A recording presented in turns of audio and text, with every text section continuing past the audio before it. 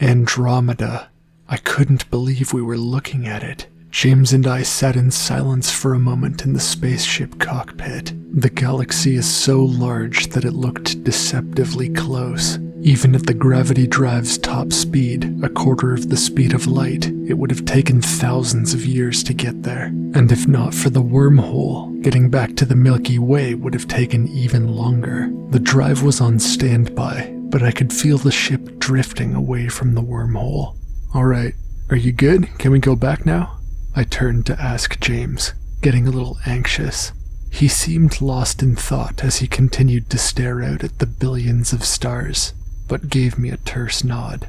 Slowly, I began to turn the ship around to head back through the wormhole when a monstrous force caught a hold of us. There was a loud groan of the metal, and we were being pulled into deep space, away from the wormhole and further into the gap between galaxies. About 24 warnings flashed across the dash, and the alarm was blaring. I was panicked, trying to get a sense of what was going on. James's eyes were wide, but he said nothing. The radar showed nothing in our vicinity. We hadn't been hit. It had only been a few seconds, and already I couldn't see the wormhole. We must have been moving fast, faster than the gravity drive was even capable of moving, and we were moving backwards. But when I checked the velocity gauge, it claimed we weren't moving at all. A chill ran through my body as I accelerated up to max speed. The velocity gauge reported that we were moving toward Andromeda at a quarter of the speed of light, but the stars only seemed to get further away. A second force pulled hard on the port side of the ship.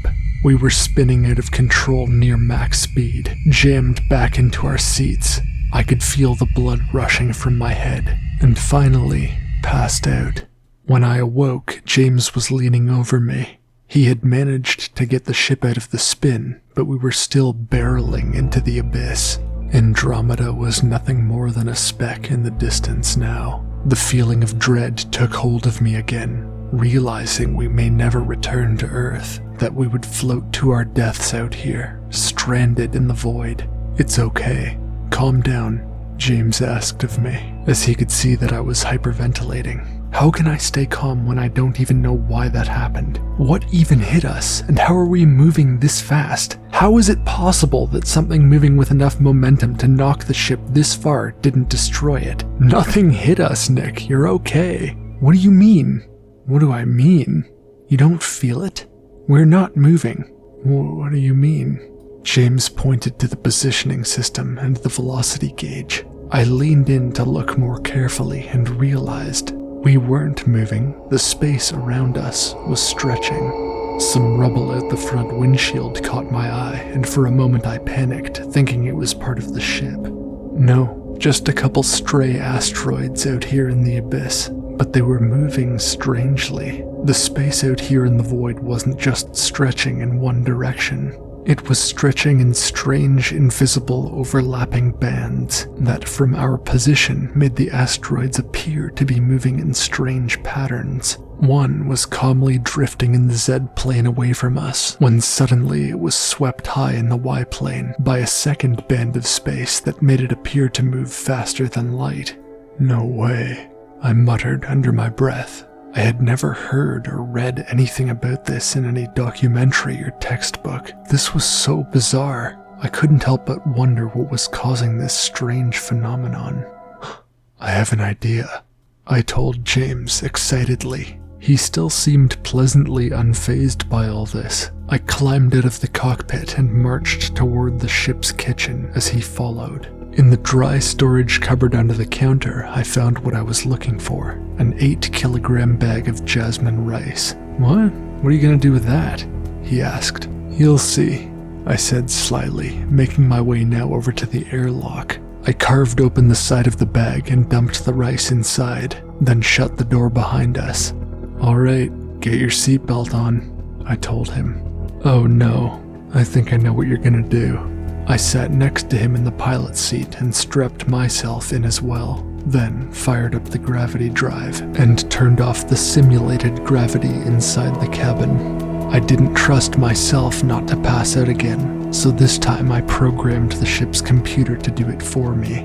When I executed the script, the ship began spinning around the Z-axis. Sure enough, I was lightheaded again, this time blood pooling in my cranium, and once we were going so fast that I could barely take it, the airlock opened, shooting Rice out into deep space in every direction. The ship's radar was sensitive enough to detect each grain as it made its way into the deep, and observed as the stretching bands of space carried them out in every direction faster than light. 12 grains in particular, out the front window and down, had slipped their way past 3 bands and had found a stream heading back to Andromeda. The ship maneuvered to follow them, dancing across the bands, being pulled every which way until finally it slipped into the same stream as the grains of rice. We cheered as we could see Andromeda rapidly growing closer, and I kept my eye out for the wormhole, hoping the ship had mapped its location. I thought I could see it up ahead. The light of the distant stars was bending around something. Just then, we were yanked off course again. The warning lights illuminated the dash, and the alarm was blaring. This time was different, however. We were moving towards a massive object that appeared on the radar. It overwhelmed the simulated mass of the gravity drive, instantly frying the engine. The hull was stretching and groaning. The most salient error message on the dash suggested we had strayed too close to a black hole. But where would it have come from so suddenly? James undid his seatbelt and climbed up to the front window to gaze out. "Where did all the stars go?" he remarked before the ship lurched. Our speed was increasing still. Every cell of my body could feel the pull of the object. It was hard to breathe. The gravitational force was so strong that I could feel its position shift as we orbited around the bottom of it. James climbed back down to his seat and got strapped in just before we were slingshotted to the Andromeda galaxy. The massive object seemed to just disappear behind us, drifted away, as with no engine, we barreled faster than light toward the stars.